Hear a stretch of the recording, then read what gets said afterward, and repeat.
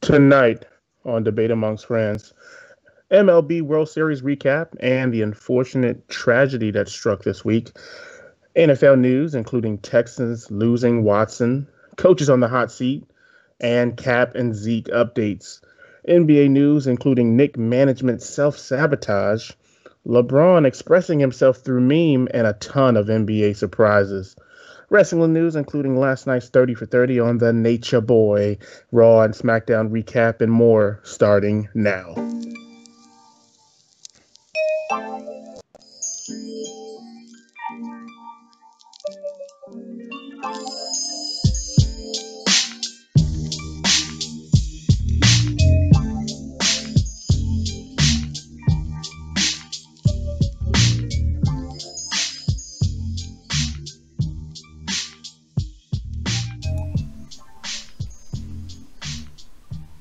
Ladies and gentlemen of the internet, welcome to Debate Amongst Friends, live on YouTube and Twitch. This is episode 79 on November 8th, 2017. Yes, we're out of October, ladies and gentlemen, but October baseball is still remaining. I am your moderator, just try to wear $600 gaiters, the Professor John Gotti, and always by my side,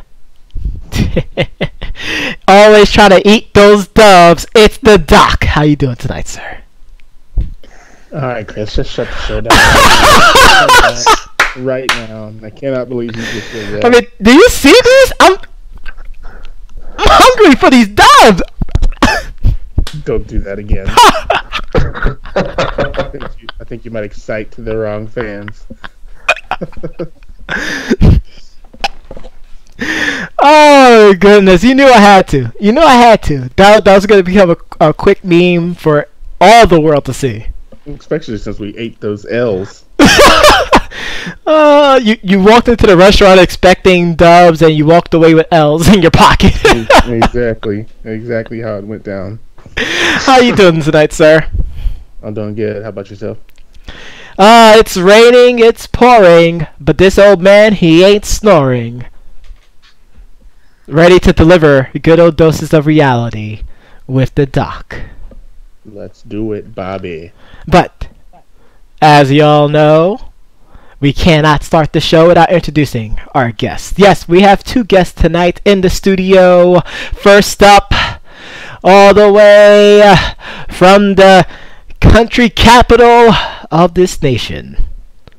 He is the bane of Chris's existence. Mr. Can Do himself, the Duke. How you doing tonight, sir?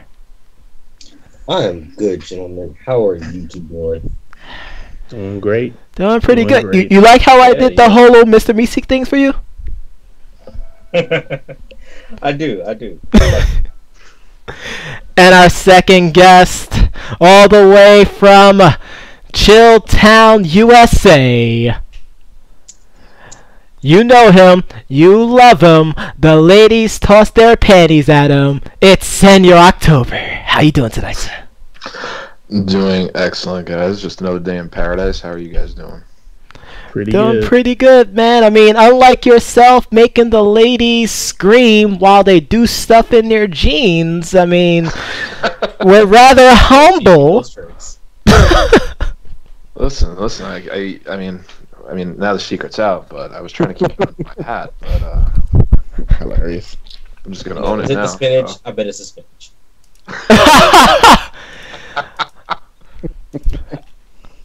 I don't know. It might be those Boulevard drinks you keep going to every single day for lunch. Oh yeah, that'll change it real quickly. Yeah, definitely. I mean, just a little dab would do you. Yeah, absolutely. Boulevard drinks. Love the shout out right there. Yes. But sir, gentlemen, we have a pretty stacked show tonight. So instead of us stretching it out, let's get straight to it. We do have some sad and tragic news. MLB All-Star and former Cy Young winner Roy Halladay passed away via a airplane accident at the age of 40. Shocked not just the baseball world, but just the sports world in general. What was everyone's thoughts when they heard the news? whether they heard it on the radio or they seen it on their ticker on their phones or watched it on ESPN or FS1, like what was everyone's reaction to this news? I was stunned, given that recently, not too long ago, the Yankees lost Corey Lytle in an airplane accident in Manhattan on the Upper East Side.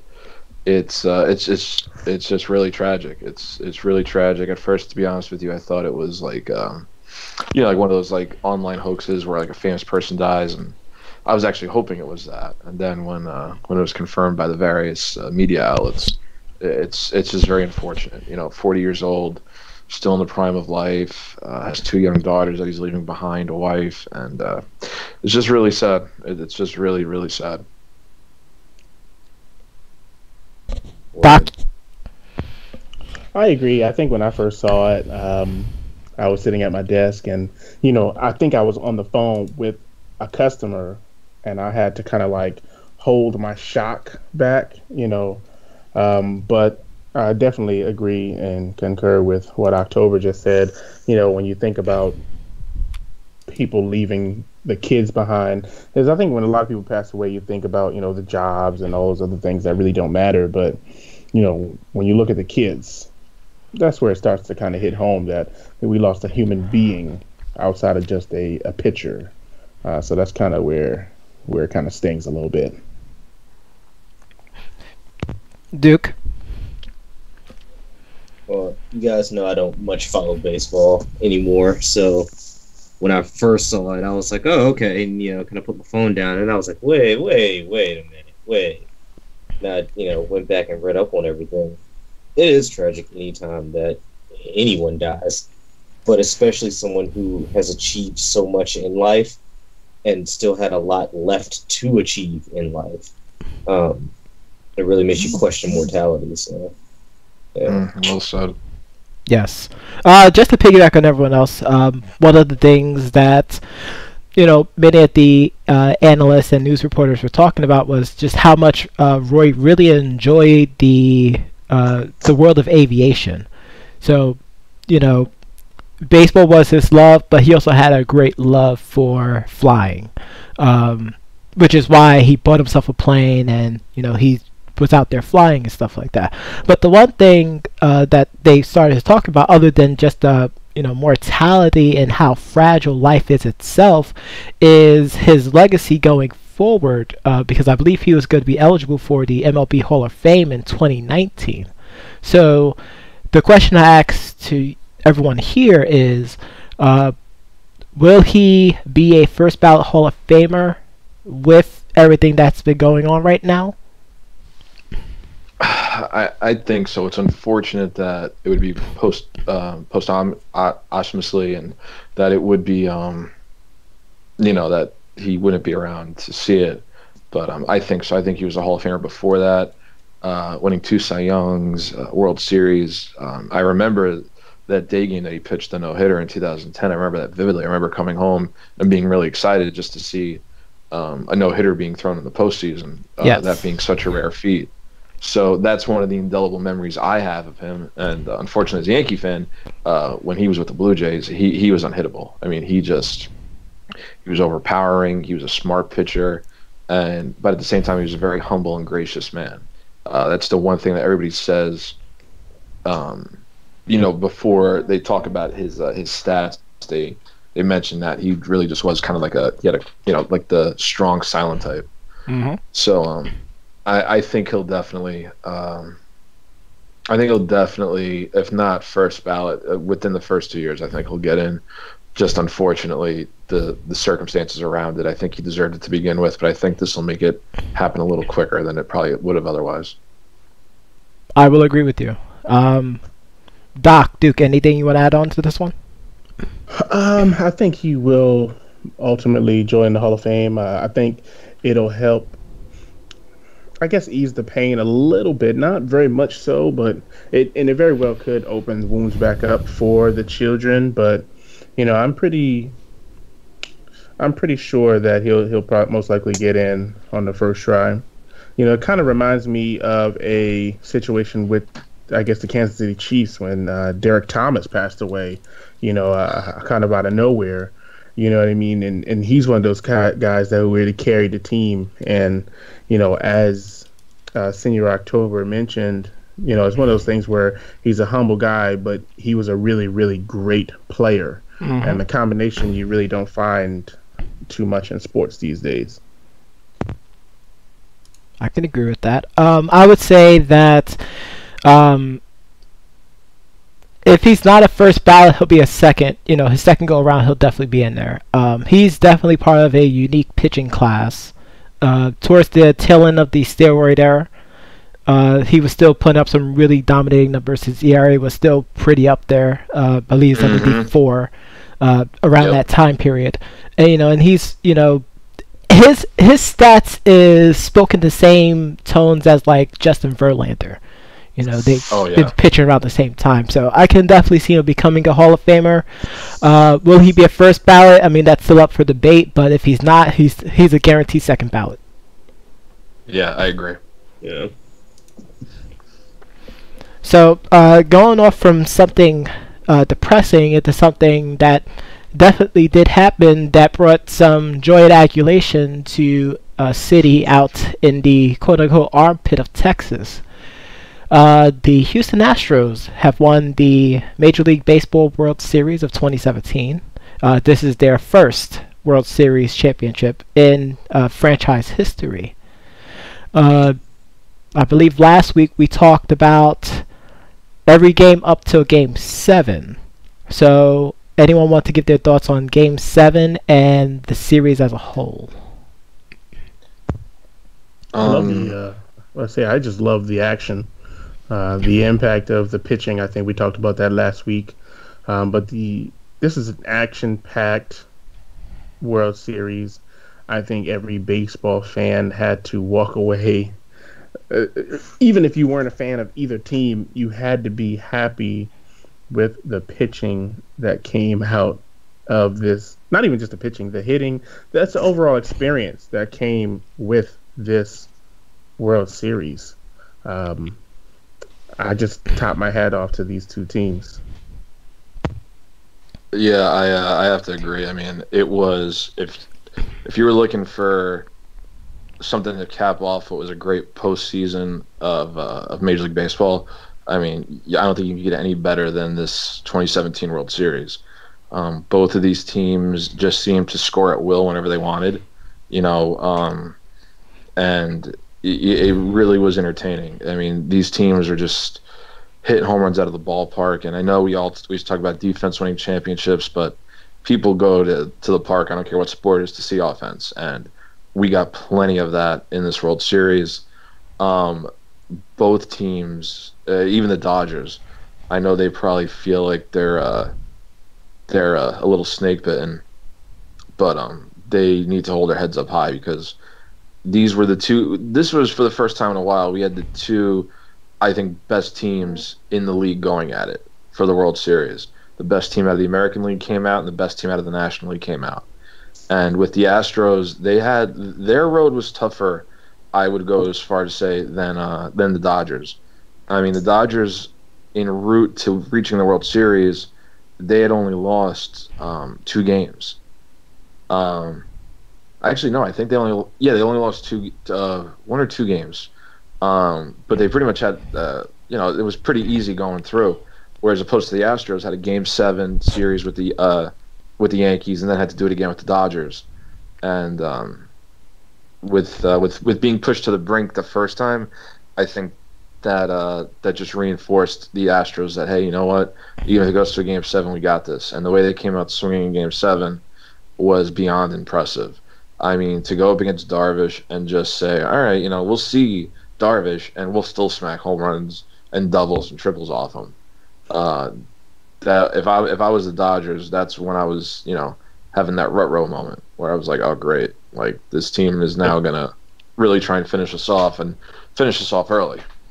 Now, October, just to ask really quickly, do you feel like Darvish was really just trying to get that revenge from, I guess, the incident that happened a few games earlier with the mocking of the eyes? No, I don't. I don't think so. I mean, he didn't say much. I mean, the statement he released was very. I mean, he's a better man than I am. Let's just put it like that. I don't think I would have handled it as gracefully as he did. He handled it with a lot of grace and a lot of tact, which is unfortunately becoming rarer and rarer in society today. So, what was an insult directed at him, a very callous and hurtful insult, he handled it very well. But I don't think that was it. I mean, I'm sure there was some part in him that, really wanted to win as a kind of like a, I'll show you type of a thing. But when Gurriel tipped his cap to him and, just gave him that nod, that kind of takes the venom out of it. Yep. So I don't think it was so much that as it was, I think Houston they came out determined. And not to say the Dodgers weren't. I just think it's where it comes down to just sheer will. I think Houston just wanted it. They just wanted it that bad. All right, and also we didn't get a chance, of course, to get your opinion last week on it. Do you feel that that player should have been suspended for the remainder of the World Series, or do you feel that it was fair to push it to next season? In the moment, it pissed me off, frankly, seeing what he did. He didn't do it directly at him. He did it in the dugout, kind of like, like what a little kid would do, with his friends in the corner making fun of somebody.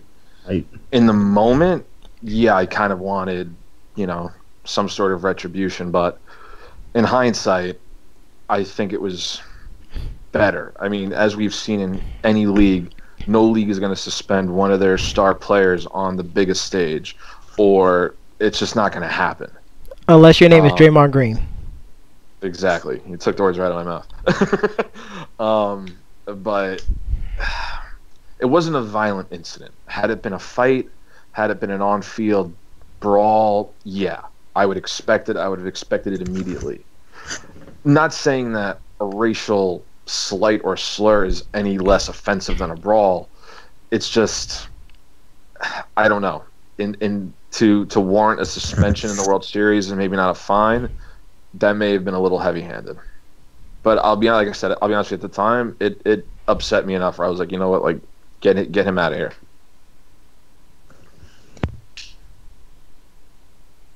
Definitely. Well, I would definitely say one of the things that I really enjoyed was the clash of different styles, and both Doc and Senor Octubre alluded to this, where certain games, and I believe it was like the first two games, it was really pitcher heavy. You see, the aces out there and they're doing their jobs out there, and it was a pretty low, moderate kind of game, the kind of games that we would expect during the postseason, where things are slowed down and people have to earn runs instead of it's basically given out like candy at a corner store back in like McAdoo or something like that. But the other thing that I noticed too was how much both teams decided to ramp it up. I mean, Jose Altuve and me and Senor October talking about this with the Yankees, but Jose Altuve is a pit bull. Yes, he like is. An absolute pit. And we talked about that with our boy from the Yankees. Like when of course he plays off against the Yankees, I didn't really like him, but once I had a chance to watch him without that bias visor on myself, I mean, the guy's good. Their lineup is, their lineup was built to maximize success. With him, if he gets on base, Carlos Correa, who comes right after him, it's going to be something good guaranteed, because they complement each other so well. Oh, yeah. I mean, I believe it was Game 6 where Jose Altuve hit a home run, and then immediately after that, Carlos Correa came up and hit a solo shot. Yeah. Like, you just can't buy stuff like that. You can't write that kind of stuff.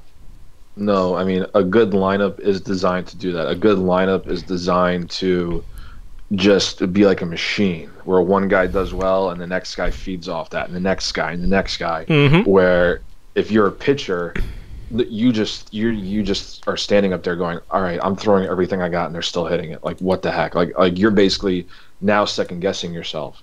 Yes. And you're psyching yourself out. You're shaking your catcher off. Your catcher is trying to not get psyched out, and it does become a mind game, which a lot of baseball is that. It is a lot of baseball is like a mind game where you're trying to outthink the next person. But you're right. A good lineup is designed to just turn over. Yes. And even when it gets to 7, 8, 9, 7, 8, 9 are still as deadly as 1, 2, 3. Exactly. And that's the sign of a good lineup and a good team, where all it takes is one person to like spark and set it off, and then everybody else is like, oh, okay, I know my role now. Now you're on base. Now my job's to drive you in. I mean, you talked about the mentality of the pitchers. I mean, we talked about Yu Darvish, but Dallas Keuchel. Yeah. Yeah, he came back strong after that Yankee series, absolutely. No, because he hit that one game where they scored like 7 on him. Yeah, but still, didn't he pitch one more time after that? No, they kept him out. I apologize. I was thinking of somebody else. Yeah, I think they got like 5 or 7 on him, and they pulled him in like the 4th. Oh, that's right. I apologize. Well, in that case, in that respect, maybe he was still feeling some affection that Yankee series, and maybe that self-doubt was creeping into his head, which does happen. I mean, when you're a pitcher and you're standing on the mound, I mean, your whole job is to basically try and outguess the hitter. Yes. So if you start to think that they know what's coming, that no matter what your catcher's calling, no matter what signs they're putting down, they know, and they know that you know that they're in your head, then yeah, it's game over. The pitcher has to be, it's baseball really doesn't have a quarterback. Usually the catcher is thought of as the quarterback, because the catcher calls the game. But the pitcher, I mean, you're the one that has to show the poise. You're the one that has to show that I'm not going to be rattled. You have to show that not just to the opponent, but to the 7 guys behind you. Yes. You have to show, like, don't worry, guys, I got this. And it's if your teammates see that you're not rattled, I mean, they'll try and pick you up. I mean, that's the right thing to do. But it kind of just feeds throughout the whole team. If the pitcher's rattled, then the whole team kind of gets a little unnerved. Absolutely. And folks, you can hear this and more from Senior October in his newest show that's going to be premiering in December of 2017. Do you want to tell a little bit more about the new show, sir? Yeah, I'm going to focus, obviously, when the season calls for it, or when we're doing the Hot Stove League. I'll talk a little bit about baseball, but I'll also try and bring some hockey and some Major League Soccer action onto the show, and just try and keep it going, and aside from that, if anybody else wants to talk about movies or anything else, I mean, that's perfectly fine. But I'll try and talk about sports that maybe don't get covered as generally on this show, and focus on that a little more if there's people that have an appetite for that type of content. Excellent. And once again, ladies and gentlemen, we're going to have so many more shows coming up in December of 2017. So, keep an ear out. Make sure you like our Debates Among Friends group, Debates Among Friends page, and all the other social media stuff that I'm going to talk about later on in the show. But wanted to make sure we get that little part plugged in as we transition from baseball into the world of the NFL. So, let's talk NFL, gentlemen. Deshaun Watson is out for the year. In fact, I believe Doc Ocean called it, what did you call it at the beginning of the season, sir? Isn't it the season of broken legs? The season of broken legs. And we have another one to add to that list. And this one's pretty heartbreaking. I mean, he was playing very well this season. He's playing like a champion. I mean, he had the game against New England where, he took them to the brink. And then the very next game, he threw, 4 touchdowns? 4 or 5 touchdowns?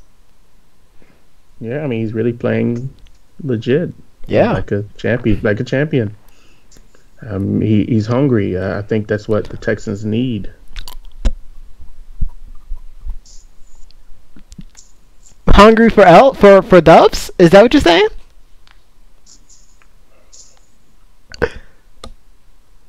Chris, I think Doc Ocean's mic is off. Could you turn it back on, please?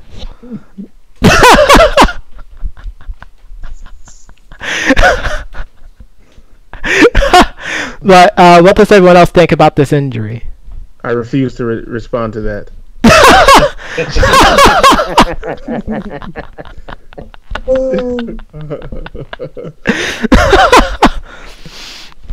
But seriously though, we have a lot of injuries this year, and this is just another injury that's happening.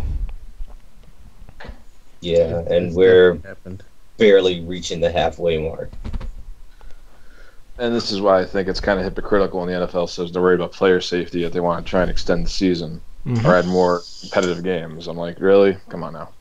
Well, that's what's kind of weird, because the talk has always been about reducing preseason to, I guess, incorporate more games. I mean, but this year, I don't know. I mean, there's been so many ACLs, broken legs, MCLs. I mean, ankles breaking that I really don't know. They might be looking to extend the preseason just to give these guys an opportunity to really rest, honestly, when you really think about it. Because they really don't get a chance to really recoup from a 16 to, I guess, 20-week season, depending on how far you go. Then you get a couple of months off, maybe actually not even a couple of months, a couple of weeks off, and then you're right back into, voluntary camp, but you also have to stay in shape. So, I mean, it's pretty rough. Oh, yeah, without question. I don't know what that does to the Texans' playoff hopes. Clearly, at quarterback, I think they brought in TJ Yates again for the ninth time. So that conference is up for grabs. I know they're battling it out with the Jaguars, who are a pretty big surprise, and of course the Titans, the Duke's Titans. Yes, who are number one. But I guess that's a great segue and transition into, I guess, Colin Kaepernick, because there was word that the Texans reached out to Kaepernick, and I guess, quote unquote, considered bringing him in. But as we well know, now he has this whole grievance against the NFL. Of course, we can just maybe call it Blockgate, because I'm sure they'll come up with... Actually, it is called Blockgate. Yeah, I'm sure they'll come up with some kind of gate for this. Capgate, Blockgate. So now we're turning in cell phones and emails, which is really reflective of how our presidential candidates went down with email. Oh, yes. So yes. now we're talking about emails and text messages again. Coercion. A lot of people throwing that word out. So I'm interested to see where it goes. I doubt Cap now plays this season. I think it's over. It's definitely not happening this year now, even though, even Aaron Rodgers went down, somebody who said he should be playing. I like their backup, but stop it. TJ Yates getting another opportunity, stop it. So it just doesn't make any sense. I would even have taken RG3 if they would have signed RG3 or somebody like that. Okay, give him another chance, sure, but not TJ Yates. Come on. Well, the NFL just showed its true colors, so. Well, it's not so much as the NFL show its colors; it's the fact that they now have to admit that they're showing their true colors, because we all see it. Oh, it's a color already, but they still see they still see grayscale. And that's why I thought it was so disingenuous when they had the meeting with the players about the kneeling. Like, all right, really? You're still not dealing with the crux of the issue, and the fact is that you've blackballed Colin Kaepernick. Did you see the commercial that they're putting out now, where it's like, oh, we respect the military and all this stuff. Certain players who weren't kneeling. Yeah. Yeah. Dude, it's damage control. The NFL, the viewership. I just read an article today. The viewership for their pregame shows is down 15%. No one's even watching the damn pre or postgame shows, let alone the games. Yeah. And have you seen the stadiums? I mean, granted, I know my Giants are god awful, and so are the 49ers. But holy crap, there's like nobody. Like Yeah. I've seen bad teams, and I've seen stadiums filled for terrible, terrible teams. The NFL has between this, which I think is completely BS, and the concussion issue. Yep. And even Bob Costas said, dealing with the concussion issue, he was on a show the other day. Bob Costas said the NFL is a problem on its hands, and if it doesn't figure out a way to make the game, a violent game, safe, it's the game, the game in the league. He thinks are slowly going to fade, and it'll literally be just a sport for the poor, disadvantaged, as a way to get out. But it'll be it. Nobody that can play another sport will voluntarily select to play football. And what's his name? Kornheiser echoed the same sentiments. They were on some sort of panel. So yeah, I'm not going to get into the whole concussion issue, but yeah, with this with the protesting, the NFL, rightly or wrongly, however you feel about the protesting, the NFL has a big existential issue on its hands on a lot of fronts. And for the first time, we've always talked about how the shield is Teflon and nothing can hurt the shield. And well, it's putting that out the window. The shield can be tarnished. The shield can be dented. It can be bent. And maybe it's only a matter of time before it's broken. But whether it's by the players or whether it's by the fans, but something's got to give.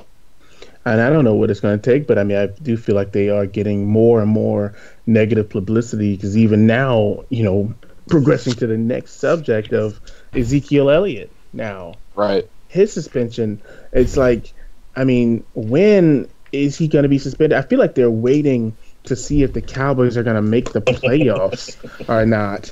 And it's like, hey, they might make it. They're America's old team. And we need those Cowboy fans to keep going to that game. Jerry Jones doesn't want to give up his phone just yet, and he doesn't want to give up a star running back, so he's going to kick in the money for that. But it's like, bruh, like he went from suspended 6 games in the beginning of the season to playing half the season. Every time the Cowboys win a game, I feel like his suspension's pushed back. It's just so ironic. It's not ironic, it's tragic. I mean, when does this happen?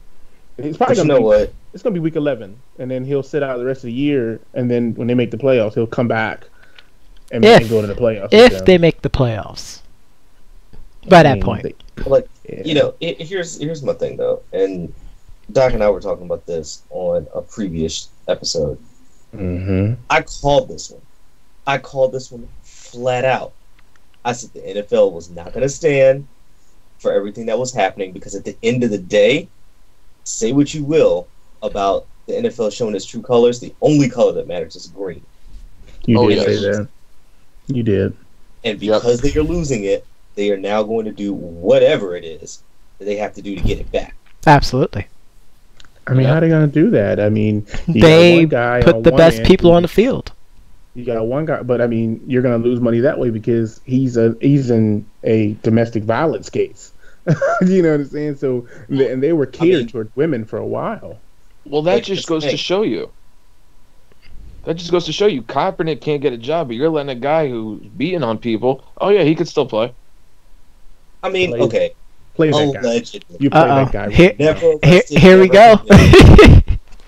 Hey, you're right, allegedly, but still, all Kaepernick was doing was taking a knee on the field to take a stand against something he felt was an injustice, and this guy allegedly has Ray Rice charges. Ray basically pulled a Ray Rice. But Ray Rice did that job. I know. He did exactly. That. Well, I mean, Zeke Elliott did what he did too. It's on camera.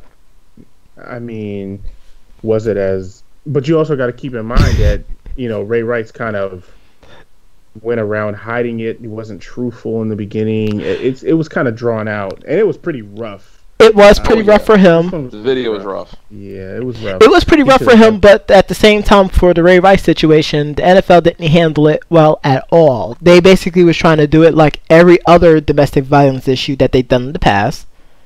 Quick 2 games and then, just shuffled underneath the rug. Yes, thank you very much, sir. But now they're gonna. I guess the term is hyper awareness or hypersensitivity towards punishment now. Because they're at that time it wasn't, and maybe they were trending that way, but at the time they weren't really trying to market towards the young female. You know what I mean? Because if you get young females to watch the games at home and at the bars, you're going to get the guys to watch the games at the bars. And that's pretty much what it is. So why wouldn't you go after the ladies? So you're going to advertise, the jersey dresses and, the women's jerseys that they can buy. But at the same time, it's like they're not going to show a commercial of a lady in a jersey dress getting beat up by Ray Rice or Ezekiel Elliott. Now is like, they want to sell me this jersey, but their players who have always been beating up women are publicly beating up women now because of social media. Of course. And TMZ, of course, who's TMZ. the ultimate troller. But I mean, come on. So wait. So let me get this straight. Hold on. I'm gonna let you say what you gotta say. I'm not trying to Kanye you, Duke. So what you're trying to say, Doc, is the NFL is guilty of sexually profiling their demographic? Positively and negatively, yes. I mean, hello. I mean, they're playing to win the game. If you don't want to win, I mean, why take the field? This is true. I mean, that's really it. And I mean, I'm pleased. Let the Duke finish. Yes. Oh, God. I mean, what you're seeing right now is a return to Rome. It's a return to mob rule. All right. Apparently, you had more fans, or at least perceived fans, upset over the Kaepernick situation than you were over the Elliott situation. That's just flat out what it is. But that's because of the history of the NFL. Well, but that's just stupid, though. It's sad because we are more accepted. It's more acceptable to say, hey, you know what? There are a lot of people out there. They're hitting women. I don't know, but this guy over here, he kneeled on the flag. Oh no, man! I am not feeling that. Choice outrage. That's all it is. Of course, it's choice outrage. I know that girl's getting beat up over there, but somebody over here to my left, they are kneeling for the flag. I can't help that girl right now. Stop this guy from kneeling on the flag. Like, she's already gone. She's already been knocked down on the ground. Oh my God. He can't disrespect the flag forever.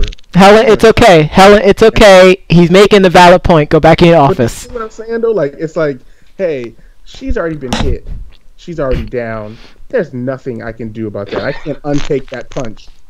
But what I can do is I can go over here and I can push him on the ground and stop him from kneeling in front of my flag here. Because my flag is what's so much important to me, way more important than that girl's face who just got punched. And that's terrible. But you know what? That black eye will heal.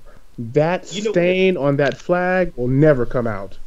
The sad part about that is you have a point, whether you were actually making this point or not. And that is simply flat out. Let's just say I lose the same amount of fans for each instance. All right? All right. Hear me out.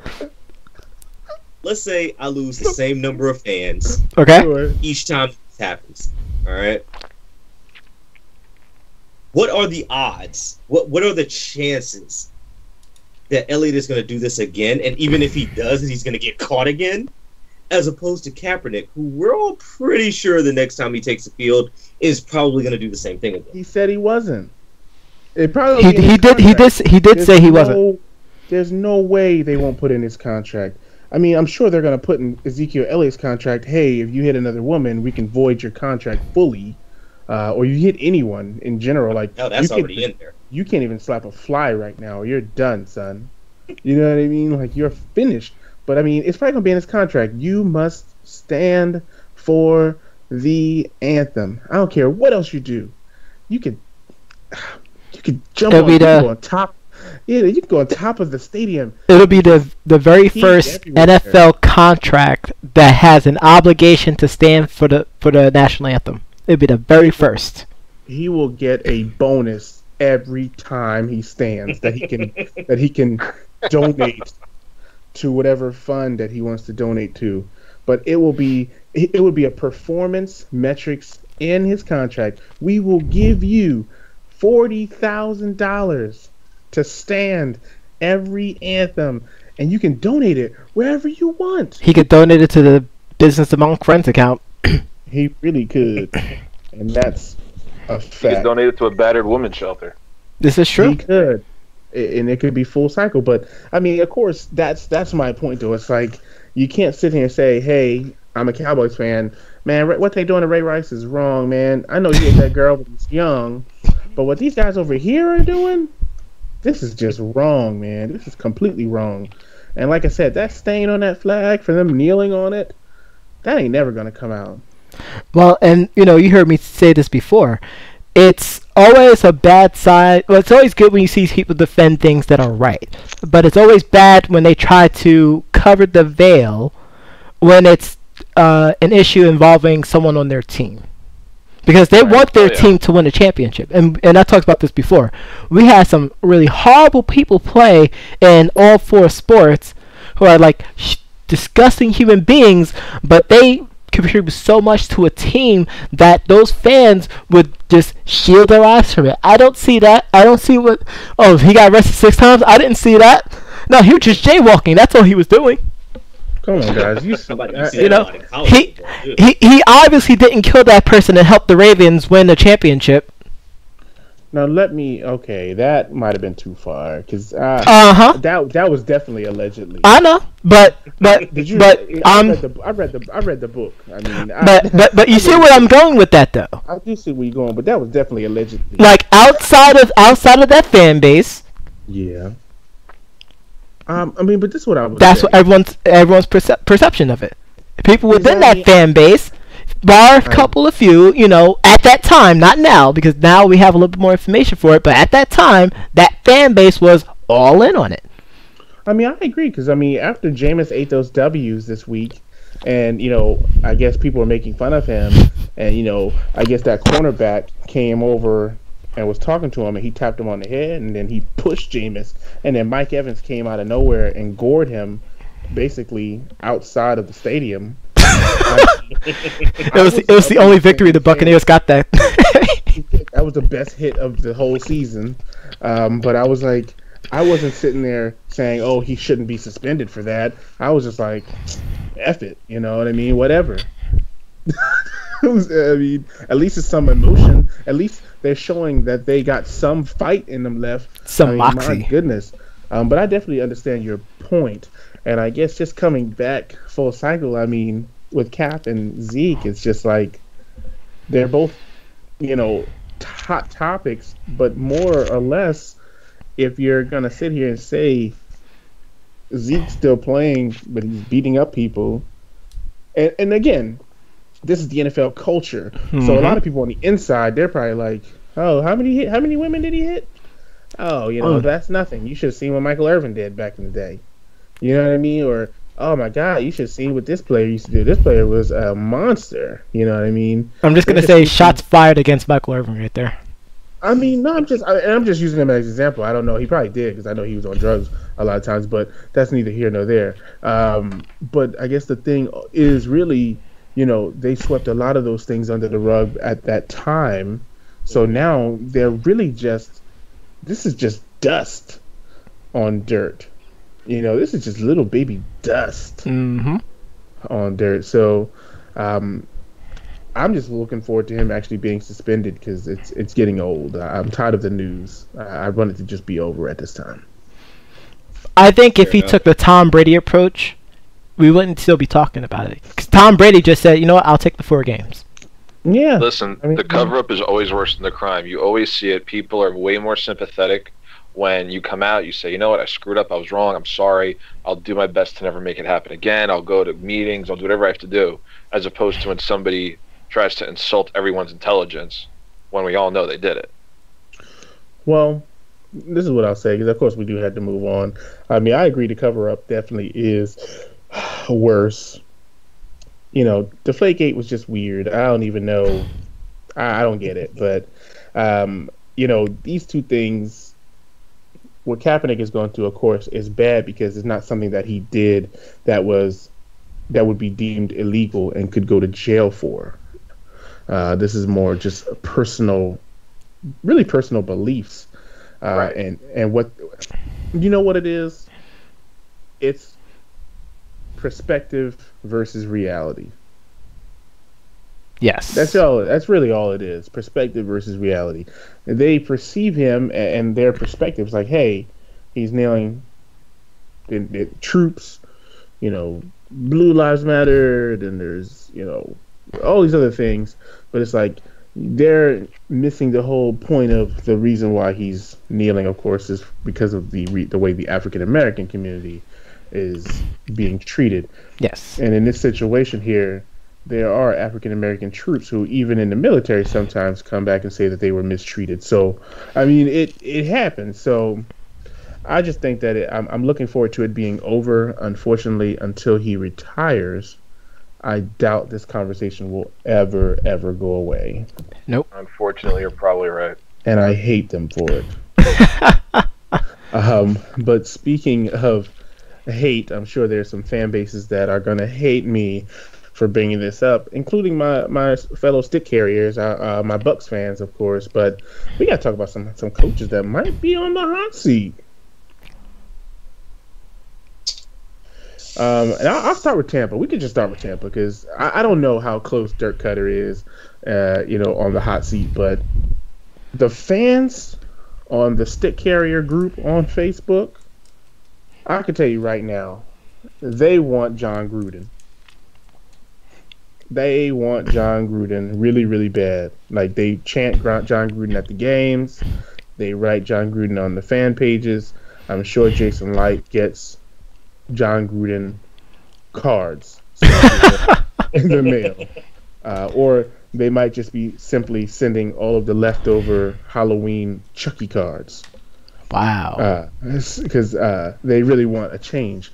But the one point that I made is that I feel like us bringing John Gruden back would be like the Redskins bringing back Joe Gibbs. It's just too late. We just can't do that. I think it'd be old. Personally, I want Josh McDaniels because I feel like Josh McDaniels would just be more interesting working with Jameis because of his development of quarterbacks. Maybe took Tebow to the playoffs. That's a whole other story. But that's just my thought on that. Of course, that's I would say most likely Dirk Cutter's not going anywhere. But I think a coach that could be going somewhere, and this is where I'll start the list, the New York Football Giants. Dun, dun, dun. Bob McAdoo, I heard two players say that he's lost the locker room. Senor, without question. My cousin actually said he is just not a good play caller. He looks like he doesn't know what he's doing out there. And then I think he botched a post-game conference. I saw that, yeah. Which didn't sit well with a gazillion people. He was asked, what did you say at halftime? And he literally went, and said nothing else. That's not good, man. He should have been on Come On, Man. I think he is the whole segment of Come On, Man. The whole season is a come on, man. I mean, from the word go, and the fact that this guy can't figure it out, and the fact that the team doesn't respect him, and basically several players had said just about as much in not as many words. They've said, "Hey, you know what? Like we're not listening to him," and it's sad for a team and organization as proud as the Giants to be in a position they haven't been in since the in the woods days of the 80s and late 70s. It's terrible. It's just gut-wrenching to watch. I mean, this is all in lieu of the Giants letting the Rams put 51 on them. Which is so sad, man. I just can't even believe that. You had to go there, yeah. You really had to go there. You I had can't to do it. believe that. That's so unbelievable. Well, I mean, first of all, we all thought, hit the panic button. There was, 0-5, I believe? Heading into the Broncos game, we thought they could be 0-6, and they managed to pull it out. So we was like, okay, maybe they can show a little bit of light. But then what happened after that? I don't know what's happening with that. I mean, obviously they're reigning. That's the definition of even a blind squirrel finds a nut. Wow. That's basically what that was. And the Broncos aren't good either. I mean, and that was, and I didn't want to bring it up because he just started there. I mean, but Vance Joseph right now, and of course they may have some quarterback issues there. It's the quarterback issue. It's the quarterback issue. I'm hoping that he can turn it around because I hate when coaches get an opportunity, but the team that they have just isn't good. But what the Giants had in the beginning of the season, outside of a solid run game, which Adrian Peterson definitely could have filled, I think the Giants just blew it. I mean, you had Odell Beckham, you had Brandon Marshall, you draft a tight end in the first round. I mean, the defense overpaid clearly now, you see. I mean, does McAdoo get the axe? I mean, if they're not listening to him, I mean, there's no point of keeping a coach that the players aren't listening to him. He should get the axe. He should get the axe, and so should Jerry Reese. Wow, Reese? Wow. Cups? Yeah.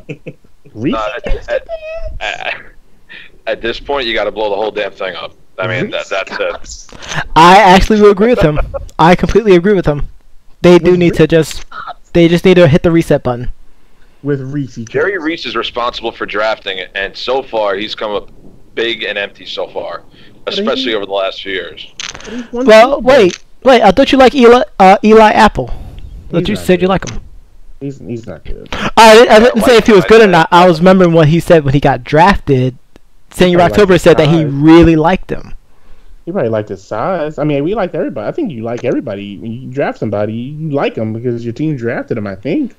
Unless you're not to be one of those guys that goes to Radio City and boos every draft pick that goes onto the stage. Yeah, we hate Porzingis. Oh, God. He stinks. I am still on record. I see what you did there. I am still on record. Hold on. I am still on record by not booing. Give the guy a chance. I say give the guy a chance. And he's a beast. I'm glad you gave him a chance. I mean, I get it.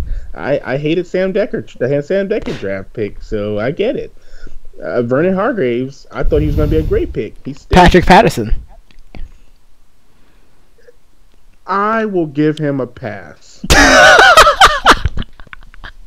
I think he just needs some time to grow because he plays great in Toronto. If you would have said Royce White, then I would be like, yeah. Anthony that was terrible. Anthony Bennett, the most recent draft bust. Which I think the former Cavs GM, not to get off topic, but he said he doesn't know why he picked Bennett, probably the worst pick in the history of the NBA. He said that's the number one bust of all time. Well, you know why he ended up getting picked? It was because the front office wasn't because of him. It was a majority rule. They all liked him. They thought he was a great project to use. He had a great mentality to win, but he couldn't handle losing. And Simple as that. Is what the Cavs did best. At least that's what they're doing this year. But yeah, we'll get there. We will. So, other than that, I mean, only other team I can think of that might be on the hot seat in this situation, obviously, Kyle Shanahan's going to be all right. He just got there. They just made the trade, that we talked about last week. So, give him until next year, maybe to turn it around. But the only other team that I could think making a move this year, maybe, because they just did draft a quarterback, John Fox in Chicago. I mean, I think that one, they got to give him another year. They have to give him another year. Trubisky, give him a chance. Give him a chance. He stinks right now. Hopefully he gets better, but he stinks. That's what, give him a chance. Give him another year. I don't know how he won that game with throwing 40 yards, but whoever they were playing against stinks too.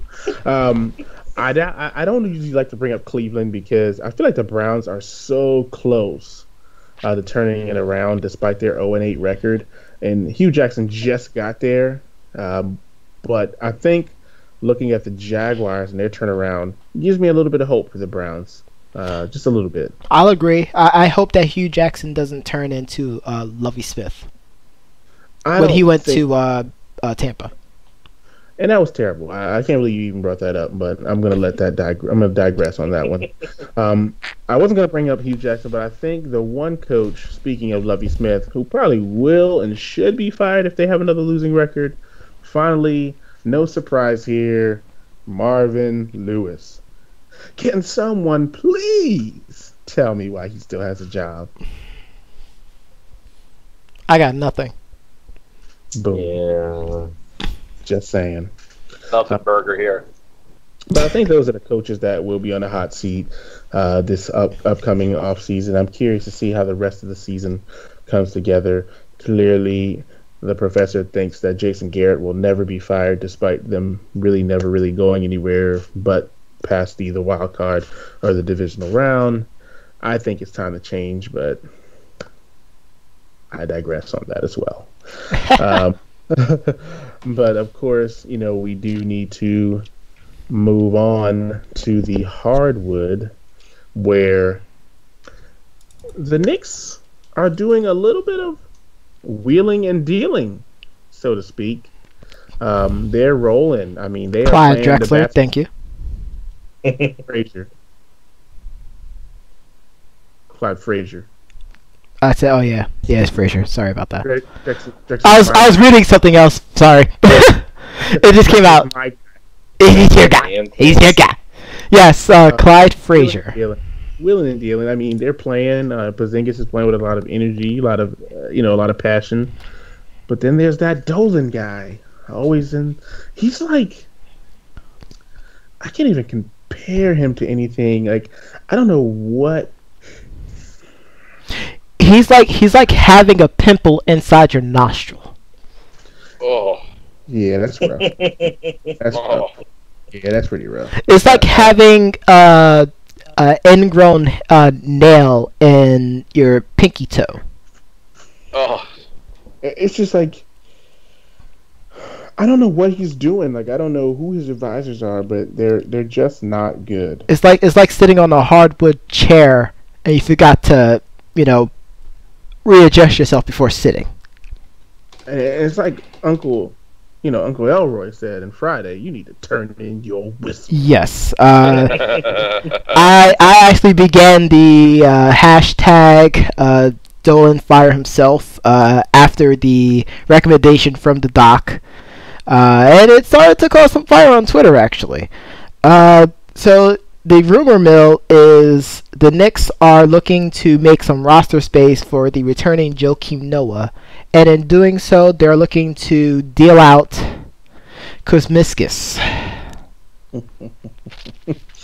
I think the Nets are open to taking Kuzmiskis. No, no one take him. No, including the Rockets. The Rockets can jump in on that action. And the Cavs, because the Cavs want everyone. I'm down for that. Yeah. Chris, we're gonna have to stop the show. I don't think I can actually take this right now. Perfect over the bridge in Brooklyn. I think he would be great in Brooklyn. He'd be a star. He could be great for any team, which is why I'm like the Knicks should not. Except for the Knicks, he can't be great on the Knicks. but it's the Knicks being the Knicks. Exactly. The only reason I say that is because, number one, I don't think the head coach is able to use those guys in a constant rotation. That's probably why they're getting rid of him. Because when Noah comes back, you're going to have now, I don't know if they're going to send Cantor to the bench. I'm not sure how it's going to go. Kuzmiskis is a small forward. What's that? He's a small forward. Yeah, but he's... In this particular NBA, a forward is really a 3, 4, 5. Depending on, he's more of a 3 or 4 in this situation, because KP is so big, but he doesn't play center. Mm-hmm. So in this situation, it's like it doesn't really matter. But if he goes over to Houston, I mean, of course, I'm going to take him because we like forwards. Of course, that's what we do. Wow, he went there. But, I've mentioned this at the beginning of the season. We can start using our young bucks. Have Kuzmiskis at the 3 have KB at the 4, and have Herman Gomez at the 5. They worked very well together when they played last year. Continue with that. Yes, we do have Beasley. Maybe he could play the 2. Maybe he can, come off the bench for Kuzminskas, or Kuzminskas become the 6th man. You still got Hardaway. We have to start him because we already paid too much money for him. And I think he's playing well. Which he's now improving his game. And we have Frank, our rookie point guard, who's been playing really, really well. Him and KP has been almost a dynamic duo right there. They've been playing very well together. But to bring back someone who basically been a liability on both ends of the floor last year, I mean, it's a boneheaded move. And I said this on the initial post, in the words of Peyton Manning, damn it, Donald. Dang it, Donald. That's a good one. Don't do this. Like, why are you still doing these things? We're good. We're good. I don't know. It must be some kind of conversation that's happening behind the scenes that we don't know about. Maybe he wants out because of the rotation. It's a good thing I'm heading out to New Jersey for Thanksgiving in 2 weeks. I need to have a conversation with James Dolan and the rest of the Knicks front office. I mean, we never really thought about that angle. Maybe he went to them silently and said, "Hey, I want out." And like I always say, no, and hate when people spread these rumors or release the information that a player wants out before actually trying to deal a person. I see what you did there. You know what I mean? Like, why can't we just keep that under wraps? No, he doesn't. He doesn't want to leave. Here's why. He likes the Knicks fan base. The fan base has embraced him as well. And he plays really well with KP. He has a relationship with KP, and he wants to win. He wants to win in the mecca of basketball. He made that a point when he joined the Knicks. When he joined the Knicks, I said. Let's move on. Maybe he got really offended by the subway incident. So in other news, maybe he got really offended. I mean, think about it. Maybe he got offended by that subway car. Probably wouldn't have happened in Brooklyn. That was funny. That was funny. I rode on one of those subway cars. I mean, I was still pretty offended by it. I was just like, wow.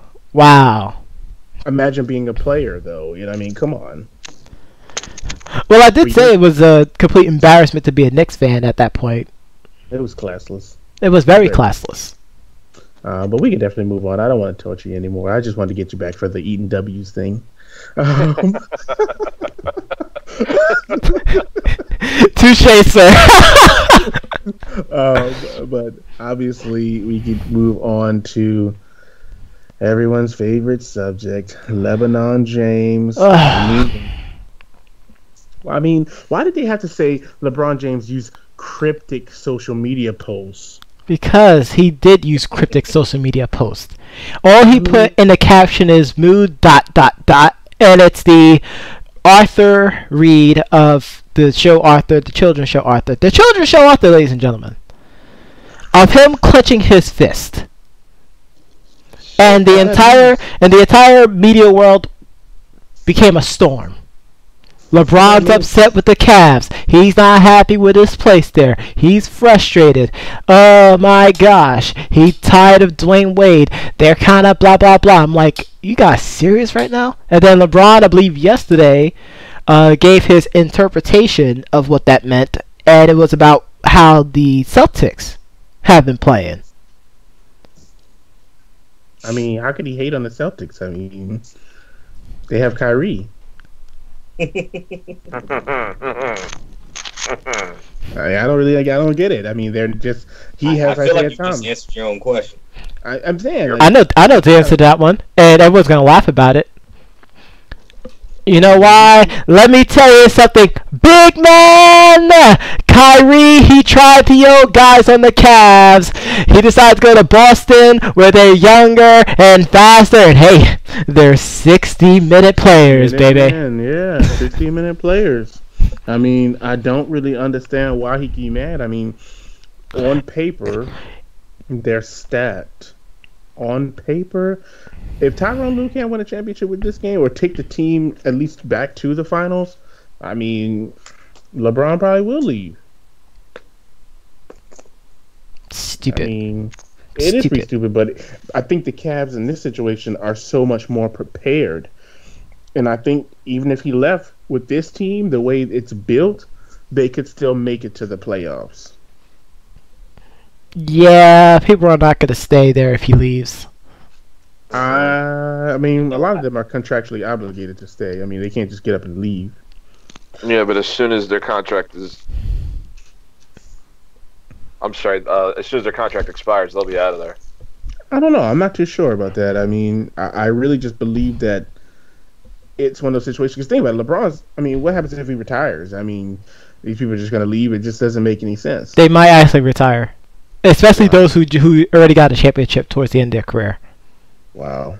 They would definitely retire. Or they'll join Golden State. Everybody's forgetting about the flip side of that situation. And that was the words of the Heat coming from Wade.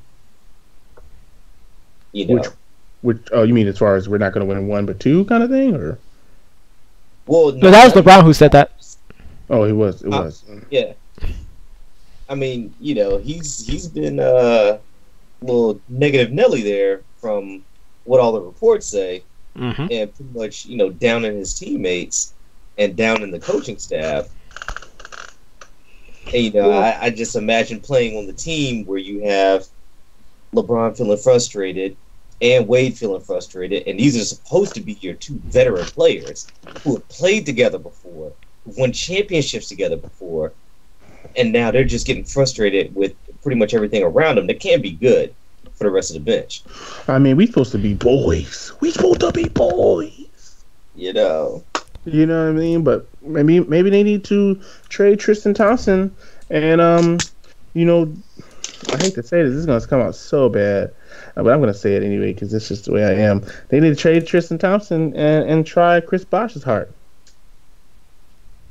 I mean, maybe get the old Heat back together. I mean, Cleveland Cavaliers. The Cavaliers. Sorry, ladies and gentlemen. I'm over here just projectile vomiting. You don't like the Cavaliers? That's not something that you could fall in love with? It's bad enough. So first of all, let's talk about the elephant in the room, which is should the Cavaliers hit the panic button? We can all agree that no, they shouldn't hit the panic button. It's the freaking Cavaliers. It's freaking LeBron James, and we all know that he's either going to be the number 1 seed or number 2 seed by the time the season ends. Let's just stop it. Gotta stop it. Maybe they're playing we lost Kyrie and we're just not good without him, so that they can build the Celtics up and then squash them later on in the year. Yeah, but they kind of already got the sympathy vote when LeBron James came back to Cleveland. I mean, do they really need the sympathy vote? I mean, come on. Of course not, but it's LeBron James. But, I mean, ultimately, I think that it really just comes down to them gelling. Obviously, Derrick Rose hasn't been 100% healthy. They're waiting on Isaiah Thomas to come back. Oh, D-Wade's starting. Now D-Wade's not starting. You got a J.R. Smith who's just going to shoot really whenever he feels like it because he feels as though he's the best player in the world. And you got Tristan Thompson, who's an offensive liability unless he's grabbing offensive rebounds. And then out of all of this, I have no idea where Kevin Love is. I mean, I don't know what he does for the team anymore. Well, according to the last game, he walked away ripping up his jersey, but then they said that he was feeling ill. So, you know, take that however you want it. Yeah, because he was sick of losing. Yeah, I mean, it's pretty contagious. He was sick of taking all those L's. Wow. Yeah, just like the Knicks and Kuzmiskis. They gotta take that one. I mean, obviously, not everyone could be sitting there saying, I want to eat these Dubs all day. Put some hot sauce on it. Everybody could add fuel to the fire when you're trying to do a dumpster sale. Yes, it's true. Which seems like everything happening in New York. Wow. Oh, I see what you did there. Oh my gosh!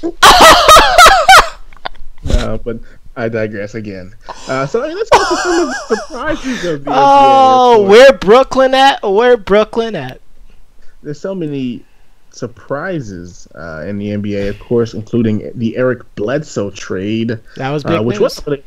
wasn't really a surprise, but I mean, I know the Bucks just signed a point guard, so that's where it was kind of weird, you know.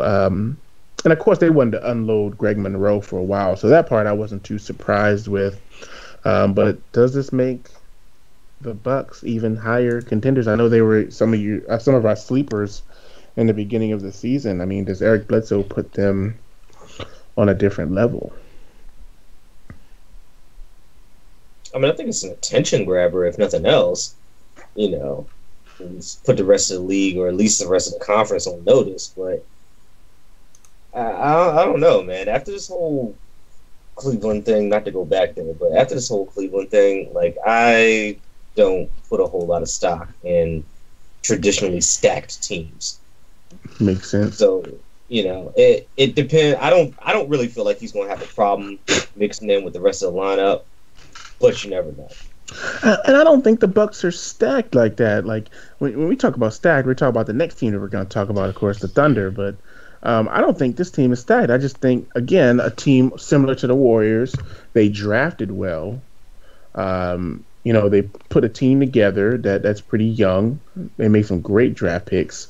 And I feel like they're coming together. Obviously, with the development of Parker and the Greek Freak, I feel like now that you have a point guard in there that might be able to add some additional points, I think they might be a little bit more dangerous. They might be able to challenge for that third, fourth slot in the East. Dare I say second? Dare I say second? I will say this. This trade has saved Jason Kidd's job. Which Yes, I know, I agree. Which I know Q-Mart always said that they needed to get rid of him because he's not really the guy. He's not a good coach. He's not a bad coach. He's just the coach of the Milwaukee Bucks right now that could be costing them a championship. Could be, potentially. But I wouldn't even know who they would bring in.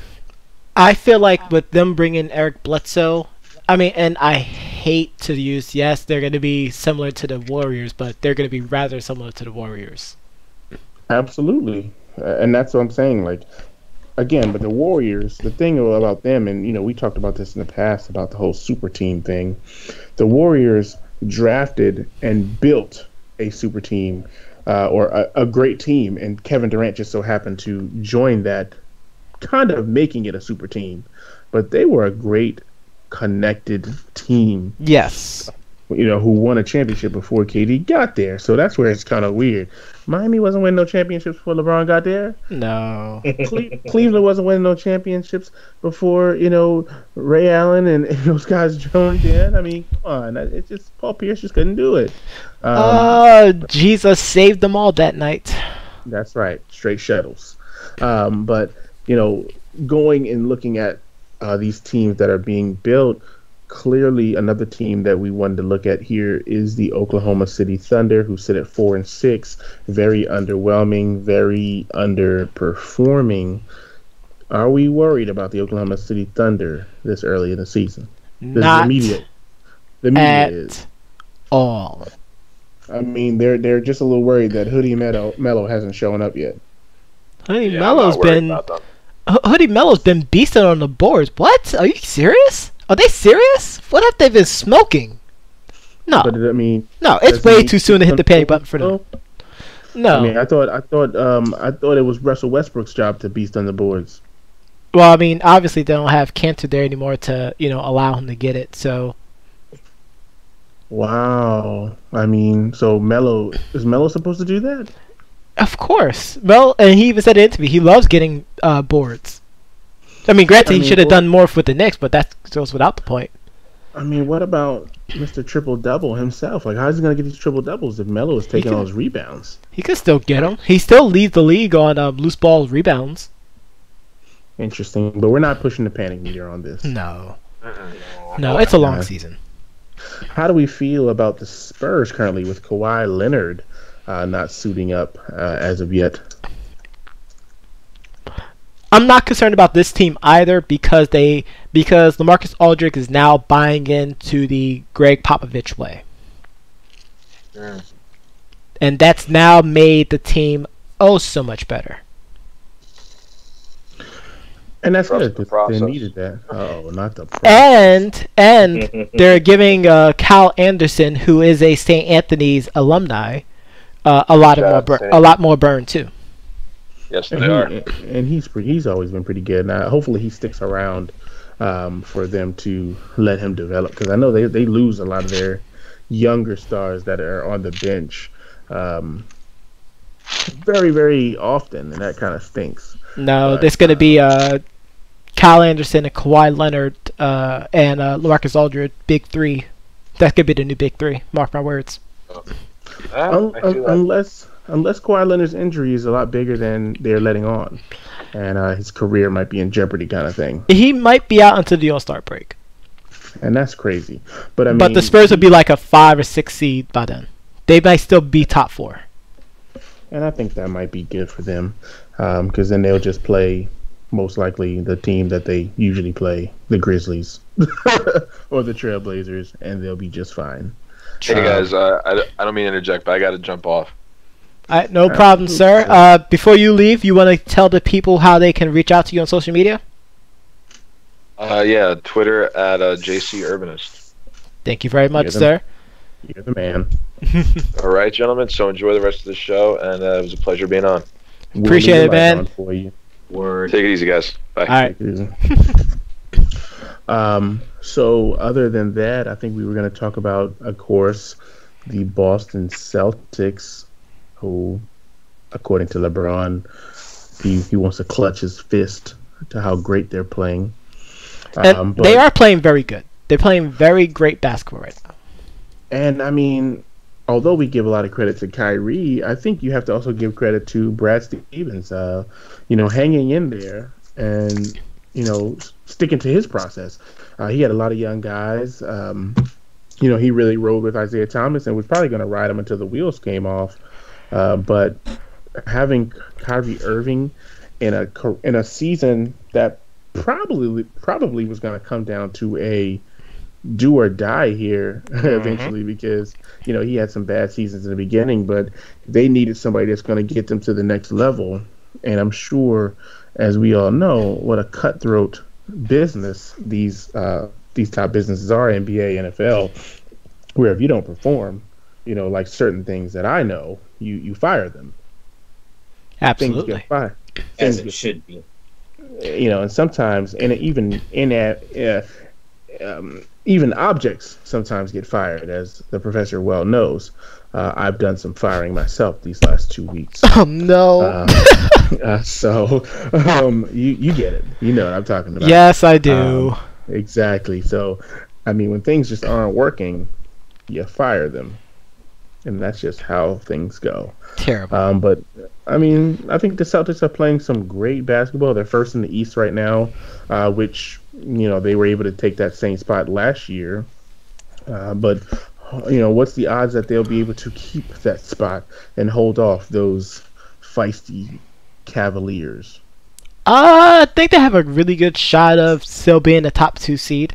I mean, at the rate that they're going, they could probably get high 60s maybe if they keep up the same pace, barring injuries or whatnot.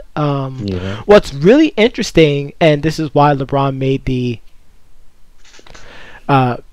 Fitz clinching meme, is the Celtics are fun to watch. The Celtics are, to try to use a comparison, the Kawhi Leonard-led San Diego State University team. Mm-hmm. Like, they're young, they're athletic, they're long, and they play defense. And that's what I'm reading here. The Celtics are playing dominant defense, and obviously, I think we mentioned it in the offseason, or actually not in the offseason, but right after the trade, that what we really needed was also for, you know, other people to step it up. It sucks so bad that they lost Gordon Hayward, but we needed to see Al Horford step his game up. And he has. And stop taking some stupid shots that he was taking. He stepped it up. I believe he's leading centers and assists this year. I mean, big shout outs to Jason Tatum. He definitely stepped it up. And, you know, he's a Dookie, so I expected him to play well, naturally. I mean, it's a Duke and Duke connection. Kyrie and and Jason Tatum. I mean, Jaylen Brown, he's been putting in work. Marcus Smart, he came back from injury. He's playing pretty good.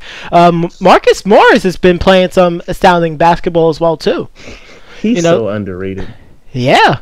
Obviously, he needs to get away from his brother so he can actually play some ball. Terry Rozier. I mean, and you can just go down on the line. I mean, Shane Larkin, he was a Knick. I really liked him when he played for the Knicks. But, you know, he definitely helps contribute a little bit whenever he gets a chance to get some burn-in. But, I mean, they're playing some inspired basketball. Like, this is, you know, NBA Eastern Conference kind of basketball right here. Like, this is the stuff that we missed. And that might be the team that will dethrone the Cavs and push LeBron into ring chasing with other players. You do know that if the Cavaliers loses in the playoffs, not the finals, in the playoffs, LeBron is leaving. Can we all agree to that? If he loses, I think if he loses, and specifically, if he loses to the Celtics and Kyrie goes over and they do their handshake and he walks up the court, his contract is over.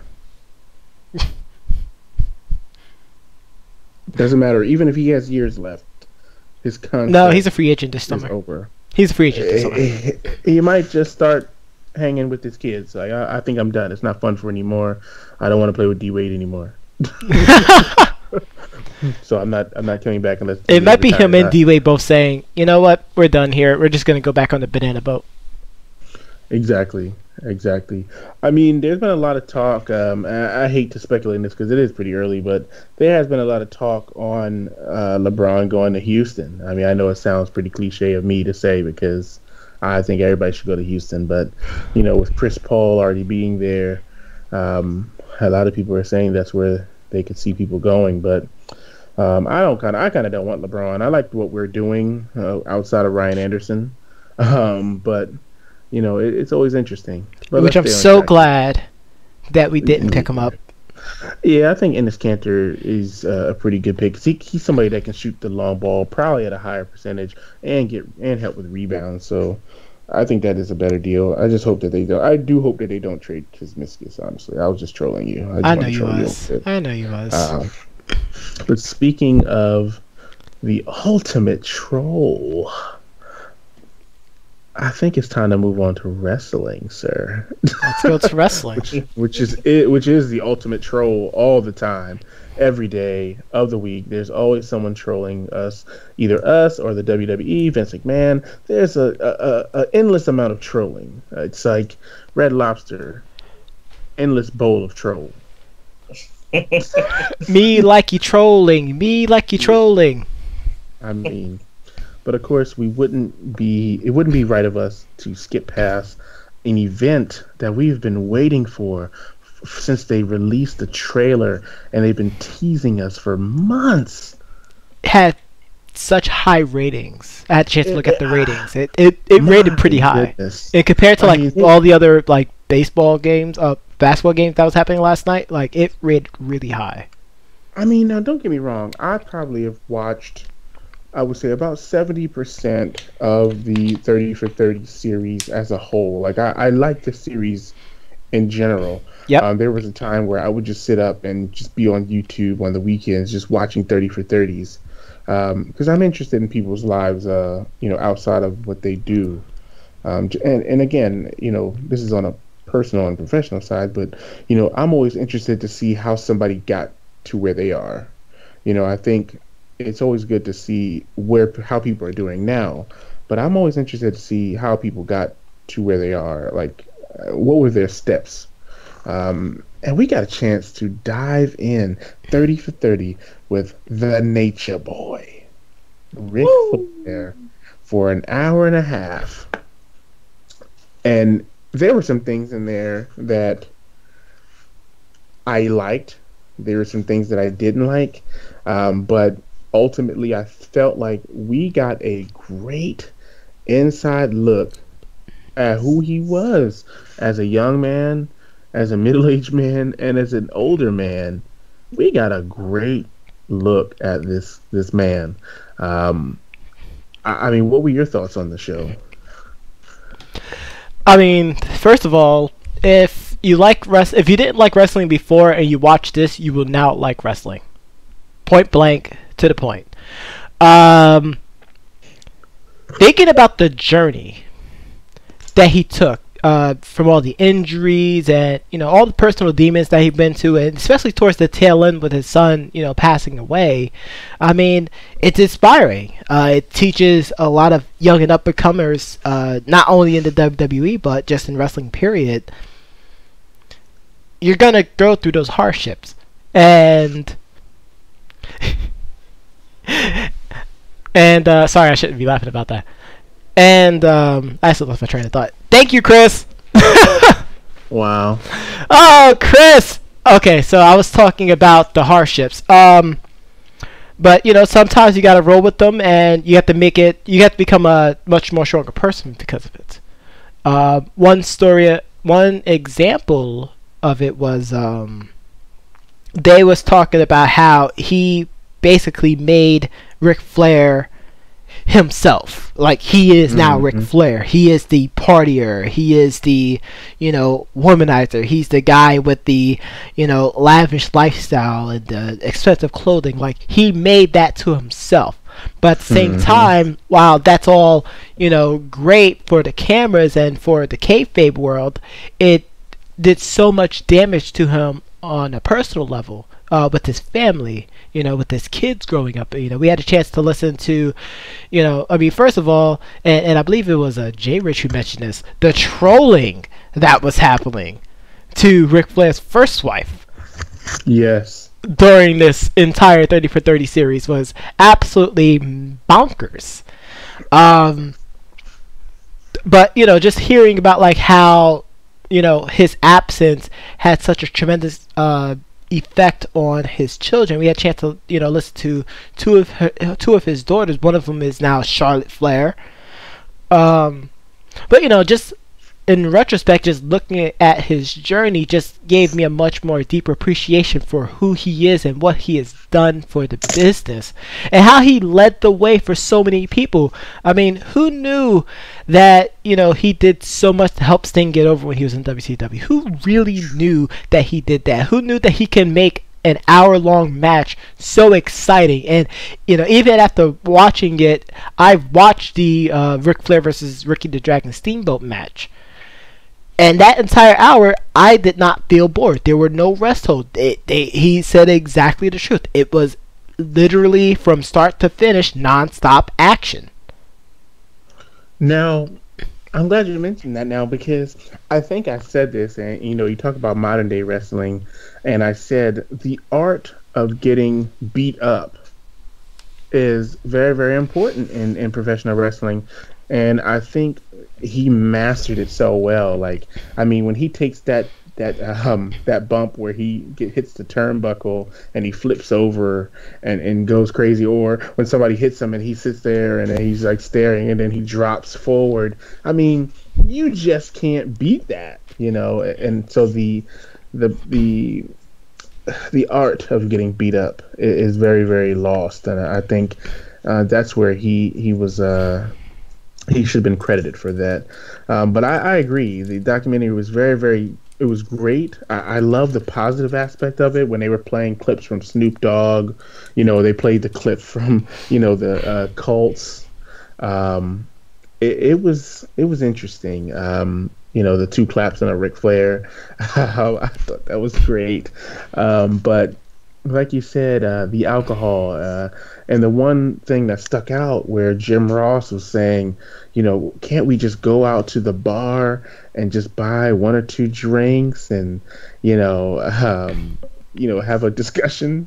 He said no. He goes over there and buys 135 kamikazes and Yeah. starts handing them out to everybody. And I'm like, what the heck? How do you go around buying 130? But it just became sad at that point. It was like, I hated the fact that this guy created himself to be successful, but when you think of success, I think a lot of people say, hey, it's a family oriented, it's not just the money, but you want your family around for success.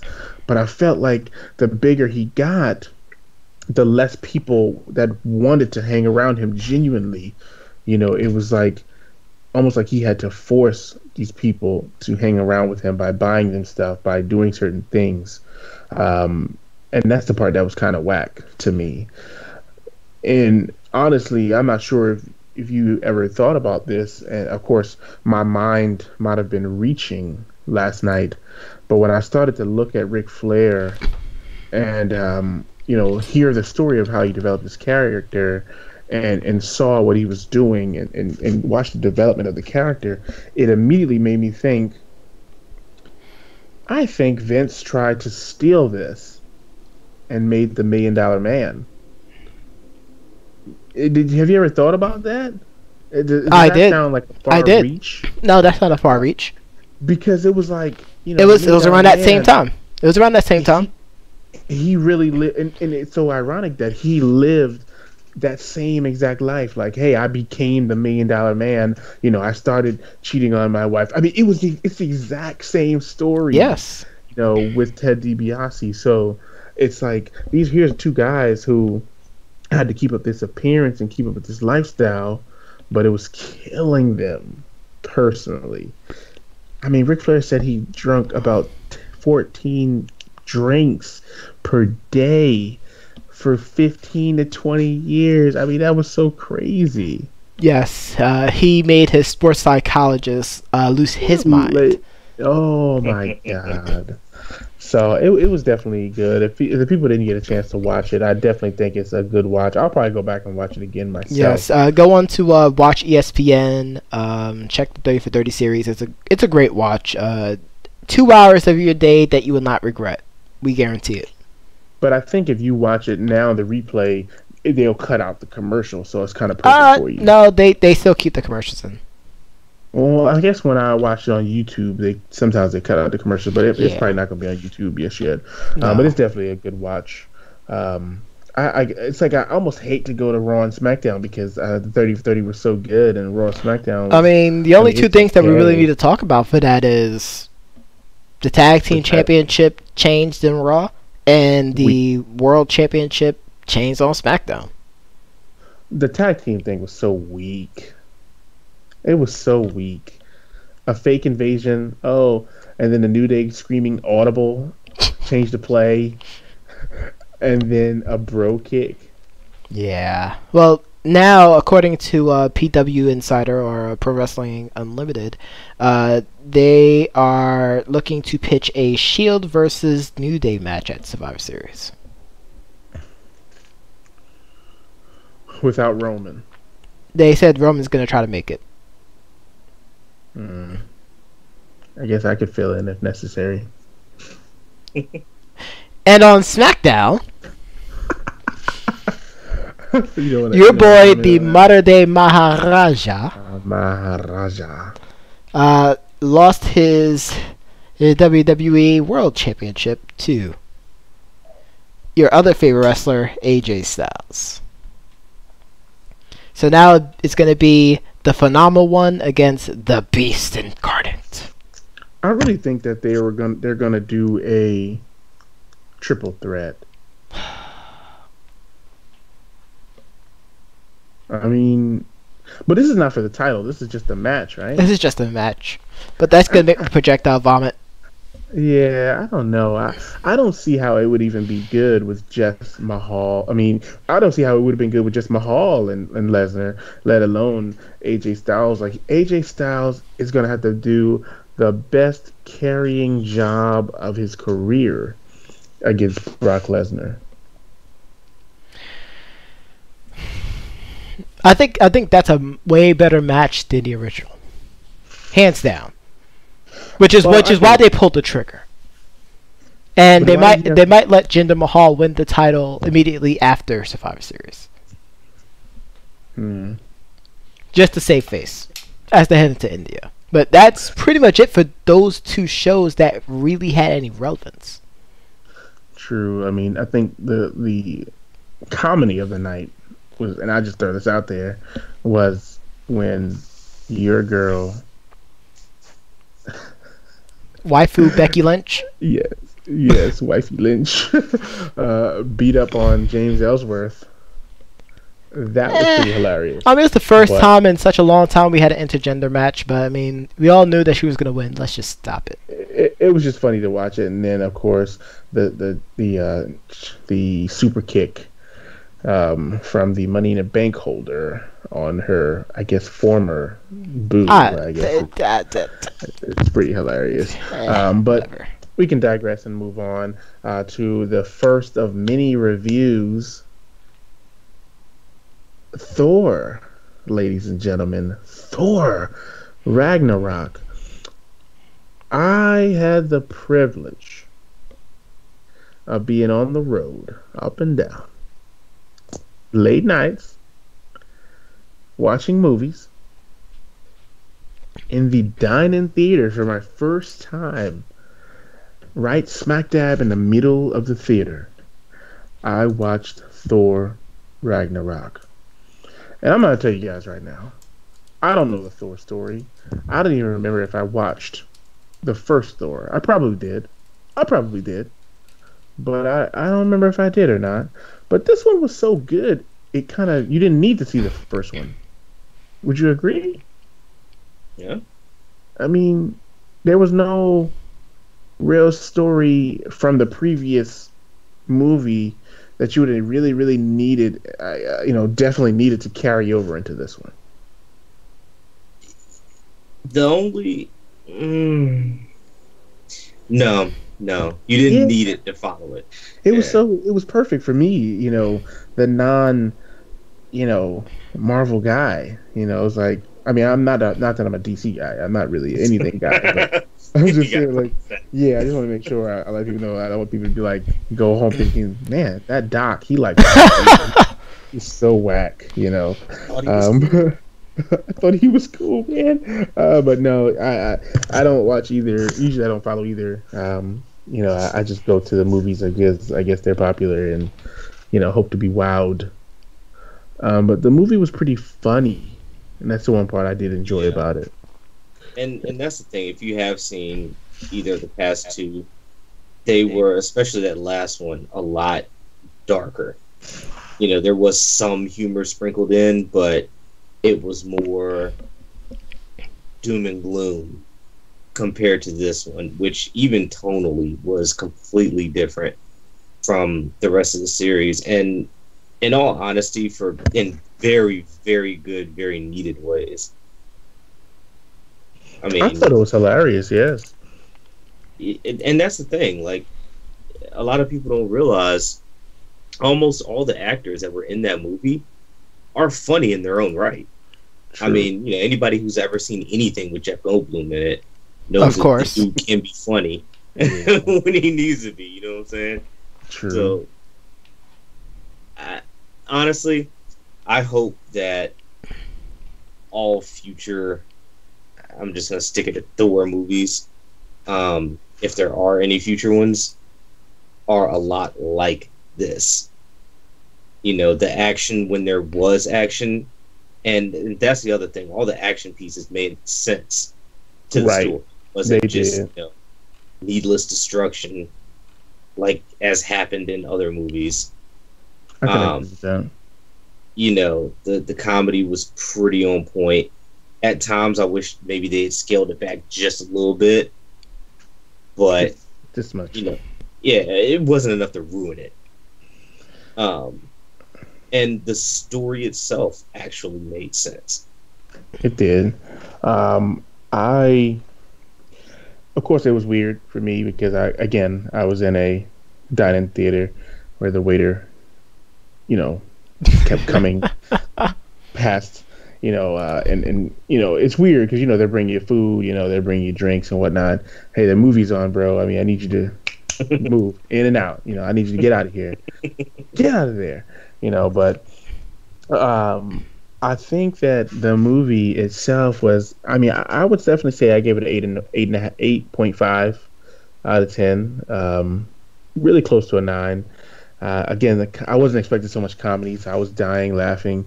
I think the part that was kind of weird was the whole. It was kind of whack the way he was captured. The whole neck thing and the whole shocking thing, it just got kind of old. And it was weird because he's the god of thunder. So I was sitting there, or the god of lightning, excuse me, and I was sitting there and I was like, I mean, he's getting shocked. Does anybody see the irony of this? That he's shocked.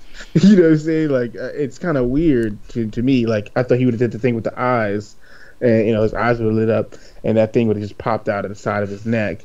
And it would have been all good. But and it was kind of interesting how they did it because they actually took about 5 different stories from the comics and kind of mashed them all into one. So the portions that you were talking about were from the whole Planet Hulk storyline, and Thor wasn't necessarily in that one, so they kind of subbed him out for Beta Ray Bill, which it's fine. It, again, story wise, tonally, didn't really make too much sense. Like, but it was still fun, and it still kept the story progressing in the way that it needed to. I thought the Hulk was hilarious in this movie. I was so glad to see a talking Hulk finally. Yeah. The Hulk reminded me a lot of Groot in the second Guardians of the Galaxy movie. Did anyone else feel the same way? Yeah, he was just like that brooding teen. Yeah, definitely. I can agree with that. Yeah, I can definitely agree with that. It was interesting to say the least. I think that had my coworker not been as excited about it, I probably wouldn't have gone so early. I probably would have waited another 2 weeks to see it when it died down a little bit. But I mean, I'm pretty happy that we went to see it, and I am happy that it turned out to be pretty funny. But I think if I had to pick a favorite part of the movie, I don't even know. Just thinking about the whole thing, I would have to say when they were in the little, I guess, recovery room, and Thor was talking to the Hulk, and he's like, "That's why no one likes you." And he's like, "No, I didn't really mean that. I was just mad. I say things like, it was pretty funny, because it was almost like Hulk was like you said, a ginormous. It really was like a kid. Yep. Yeah. But it was pretty interesting, to say the least. Yes. To say the least. I just like how they showed more of that brotherly relationship between him and Loki. I will agree with that one. That was whenever they had those kind of interactions, and you could tell from the beginning of the movie that was going to be a big core of what this movie's going to be about. Right, like it was all about family. The whole of course. Was all about. True, and they had to set us up for the the father's death and everything. I mean, they really set it up pretty nicely. So I thought it was pretty good, except for that play in the beginning. That was pretty weird. Which I don't know if y'all noticed, but the person who cameo. Yes, but y'all noticed that Chris Hemsworth's brother actually played Thor for the for the play. So that's pretty interesting. I was like, he looks just like her. I'm like, oh, that's because that's his brother. Oh yeah.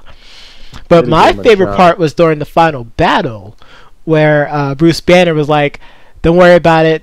Just calm down. I got this." Oh yeah. And then he jumped out the ship, and he just ragdolled straight into the ground. That was a good part. Oh, with the huge wolf just sitting there, just sniffing him like.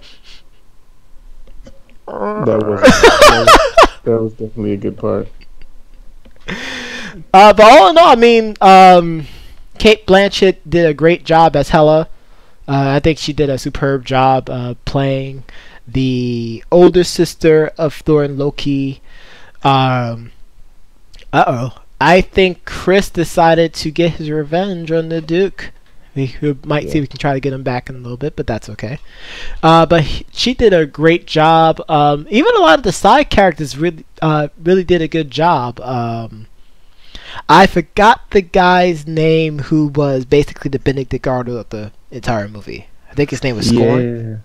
Yeah, it was really fast. Like his name was just like he was, because I mean they skipped past him so fast in the beginning of the movie. Yes, he was like I was like, wow, that does he remind me of Cypher from The Matrix. Yes. Yeah, exactly what you were. Except he actually redeemed himself at the end by dual wielding his. Yeah. Oh wait, what did he call his guns? He called it Troy, and I think it was I think it's spelled it was destroy, wasn't it? Yeah, so Dez and Troy, and Troy. And I was like, all the way from Texas or Texas. Yeah. Texas, yes. Man, but that was good. That was a good movie though. Give it? I would give this movie an 8.5 out of 10. It was really solid. Yeah, I agree. It was really solid.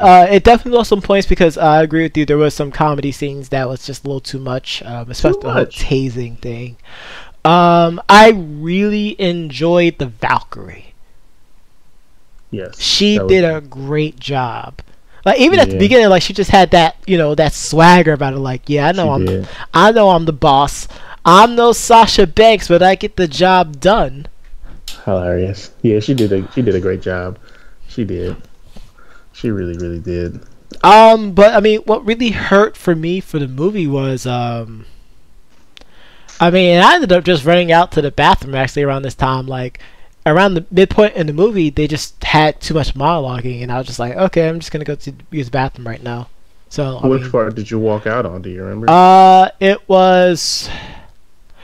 It was after the Valkyrie and Thor first started talking about, Valhalla is in trouble.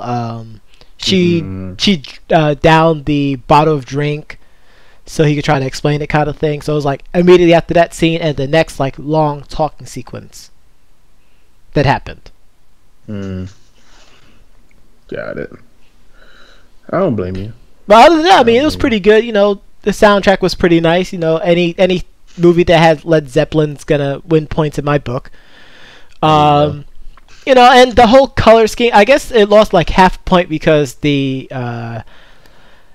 design of the cinematics definitely screamed too much Guardians of the Galaxy for me.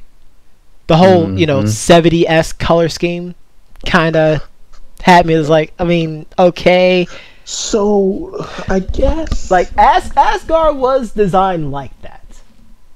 So I guess that might have been the whole ploy, because I imagine that the end credits was about Guardians of the Galaxy, from my understanding and talking with other people. No, the end credits was about the beginning of Infinity Wars. So that ship at the end. Oh, by the way, everyone, spoilers alert. So if y'all didn't see the movie yet and y'all don't want to hear about this, hit the mute button for like the next minute. So it's just gonna start the Infinity Wars, which is gonna be the next movie that's gonna be showing up. Which is why towards the end they said Thor will be back for Marvel's Avengers Infinity War. So that ship is actually the ship for Thanos. Thanos is showing that Thanos is getting closer and closer to Earth. Got it. Which makes sense because the next Guardians movie, which should be another Guardians movie coming out soon. It's going to show the initial confrontation between the Guardians of the Galaxy and Thanos. Got it. Makes sense. All right, everyone, y'all can unmute now. Unmute. So that's what happened at the end credits. They're muted. They can't hear us telling them to unmute. It's kind of weird. Oh. I did say it for about a minute. You did. But yeah, I think that's our review on Thor Ragnarok. I guess we should get into some final thoughts. Absolutely, sir. What is your final thought for this week? So I got two. Of course, the unfortunate news, of course, not as unfortunate as how we started the show, but I think it's just as unfortunate as LiAngelo Ball and a few others from the UCLA team this year could face up to 3 to 10 years for shoplifting in China. How ridiculous is that? That's so ridiculous. I mean, there's a guy, they drive around in, high-priced cars. They have their education paid for, and they go to China, of all places, to steal? Come on. I could have gave you a number 2 Chinese pencil from the dollar store. Wow. Helen just came into the studio right now. I think she's saying that's probably something you probably shouldn't say. I mean, come on. Those pencils aren't good anyway. Helen actually got her jar right now. She might put it in front of you. You need to be very careful about your next line. But I thought it was pretty ridiculous that they did get busted for that, Helen. But other than that, the other news here, the Packers cut Martellus Bennett for failure to disclose his physical condition, which I guess is a designation for all players to do with the team.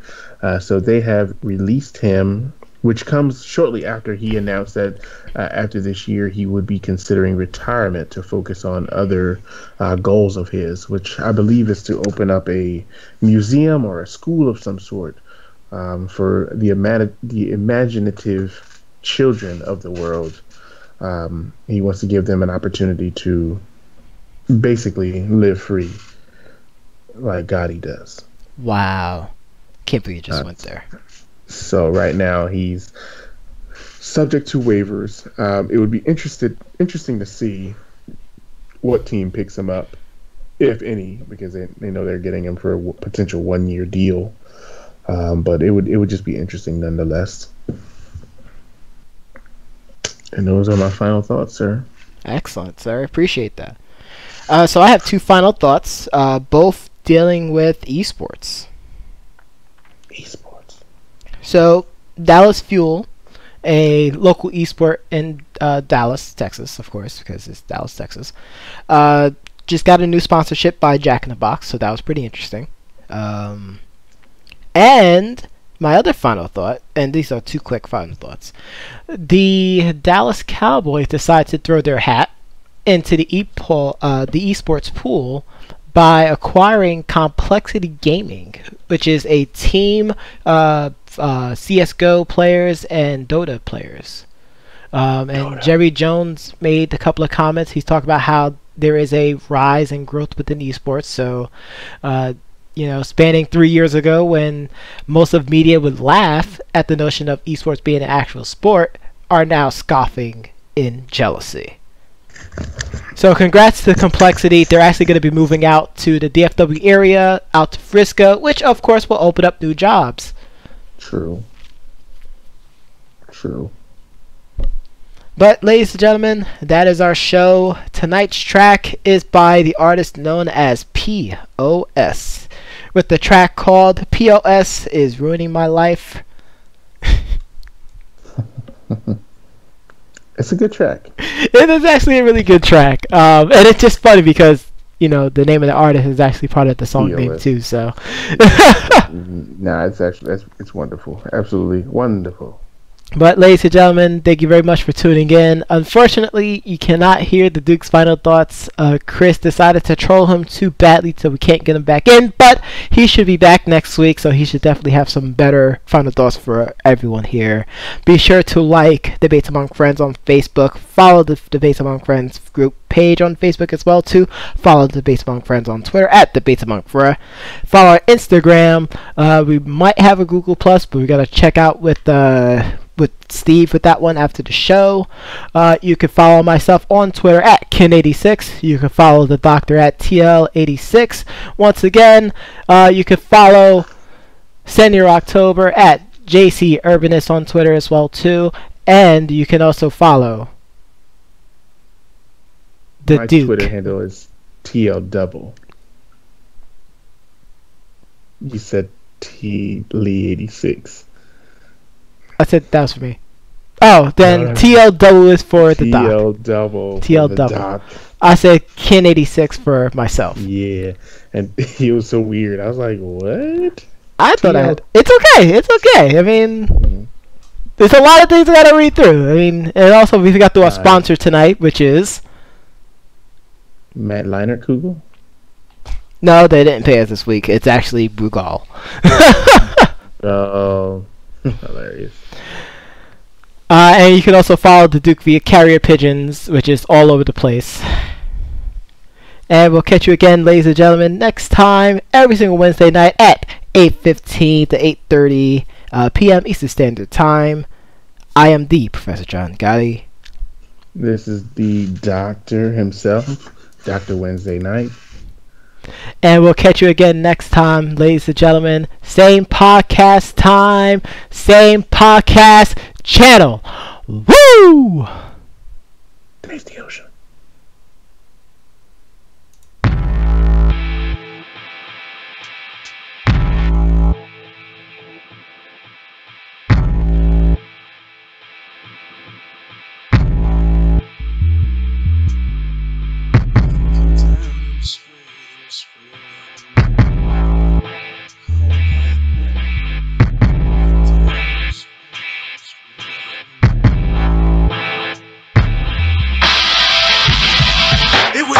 Under a flask and caught people from the bottom of the glass. All this nonsense, innocence, common sense, consequence, indulgence in bourbon. This herb between city kids is disturbed. I don't see the same shit from her. She can just sit silent, watch her life just pass by in a blur. Ain't it funny? We can sneak into our lives and then stir over the perfect things to say and then just choke on the words. Everybody wanna be the next. Everybody wanna be in step. Everybody wanna fuck. Everybody want the consequences. Defense. Everybody's got shit luck. Everybody wanna move super fast, full beat. Everybody wanna make a dent. Every girl.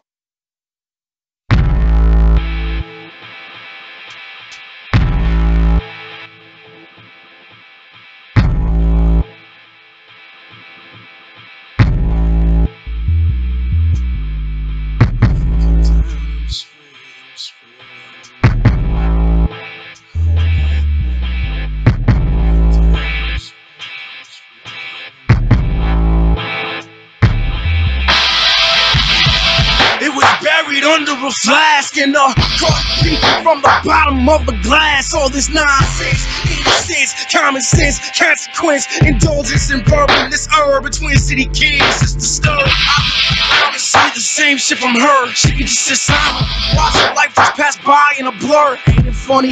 We can sneak into our lives and then stir over the perfect things to say and then just choke on the words. Everybody wanna be the next. Everybody wanna be in step. Everybody wanna fuck. Everybody want the consequences. Defense. Everybody's got shit luck. Everybody wanna move super fast, full beat. Everybody wanna make a dent. Every girl is looking for the next best thing. Every boy's in love with his girl's best friend. Everybody hates you. Everybody wanna fight. We can't stand in the sun, but can't sleep in the moonlight. I'm right there with you, shaking in my own skin. I got the clothes in the jaded green. I'm at the bar or the coffee shop, but I don't like drinking and I fucking hate coffee shops. I'm off to stop the world. It's just like I top the world. This ain't amusement. I'm a loser. It's bullshit. 2 cents, but everybody seems to have the same change, but can't put my 5 on 2 cents. You can't spend a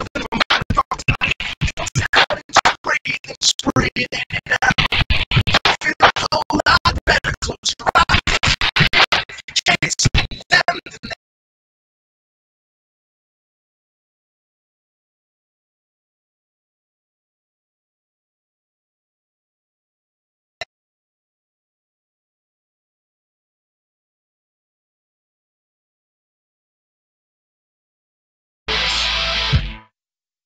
And it's strange to think it might break, scratch, crack, silence, voice.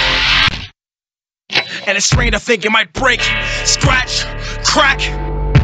I live in the city like any other. We all live alone. The only difference is we don't seem to know it. Frozen and lonesome.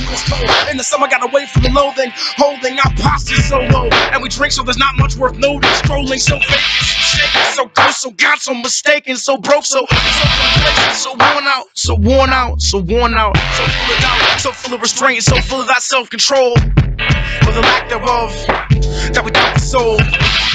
Down and just breathe in and out. Feel a whole lot better. Close your eyes. If you can't see them, then they can't see you. Right, close your eyes. I can never be what I wanna be. Nothing but a man. Nothing's evil inside of me. Nothing I can't understand. If I try, can't. So I try. Get a grip. So hold a handle.